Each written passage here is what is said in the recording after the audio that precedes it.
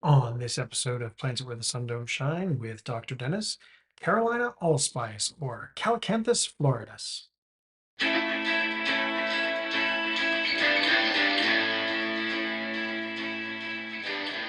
Hey, welcome to Plants Where the Sun Don't Shine, a podcast for people looking for plant ideas that work well in shadier spots of the garden without relying on the much overused hosta. Do I hate hostas? No, not really, but I do like lots of other shade-loving plants and want to share some of them with you so you don't have to just rely on hostas when you're gardening in shadier locations. I'm Dr. Dennis. These are some of my favorites that you can plant where the sun don't shine. Okay, welcome back. We're branching out, pun intended, this time.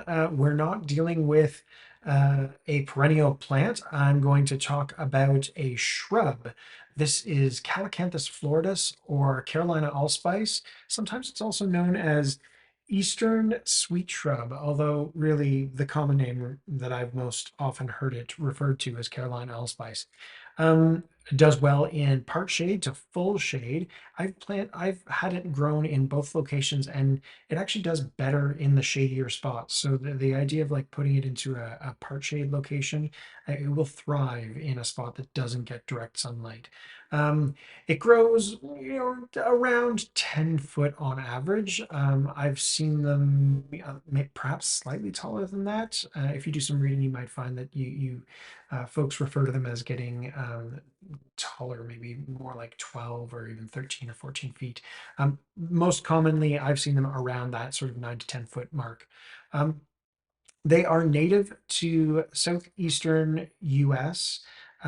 So down sort of like the Carolinas, obviously, given the name, but up into like Kentucky, maybe even southern Ohio, but down into Florida as well.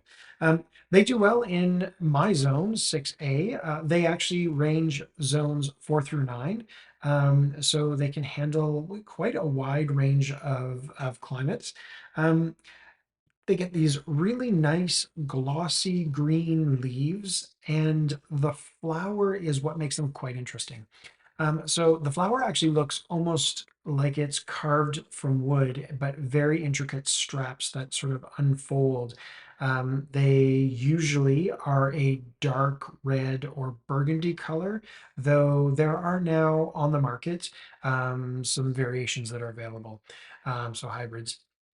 But native color is this sort of like dark red burgundy.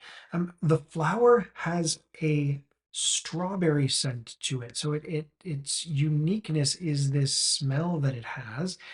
It's not a strong odor. You wouldn't notice it just walking by the shrub. You'd have to sort of get close enough, or even like lean in and get a good sniff. But it does have a lovely strawberry hint to it. I was taken by this the first time I saw it because I'd never seen a flower quite like it on a shrub before. When we used to live in Ontario, actually in the Ottawa area, and visited a nursery that I don't even know if it exists anymore. It's called Rideau Woodland Ramble. And they weren't even selling it commercially. They just had one growing on the property that I guess they had for many, many years. And it was suckering as Carolina Allspice will do. It will send up suckers. And they kindly just dug one out for me and gave it to me in a pot. And I took it home and planted it. I've tried to include them in every garden since because for me, they're just such a beautiful shrub and really do love a shady spot in the garden. And I've actually now even grown them from seed. So they germinate quite readily and they will take off and do quite well once they get into their spot in the garden. So would encourage you, if you're considering Carolina allspice, don't be afraid of the idea of growing it from seed. Yes, I know that's a commitment in time, but it's also quite lovely to have something that you've grown from seed. So Carolina allspice zones 4 through 9 probably grows around 10 to 12 feet in height. Will sucker, so it does that shrubbing thing where it sends up multiple new shoots, so you get a clump of the plant growing. Um, I will post some photos of Carolina Allspice on the Instagram account associated with this podcast. So take a look there for some photos from my garden. These will be younger shrubs, ones that I've grown from seed, and I did get flowers on year 3 on these.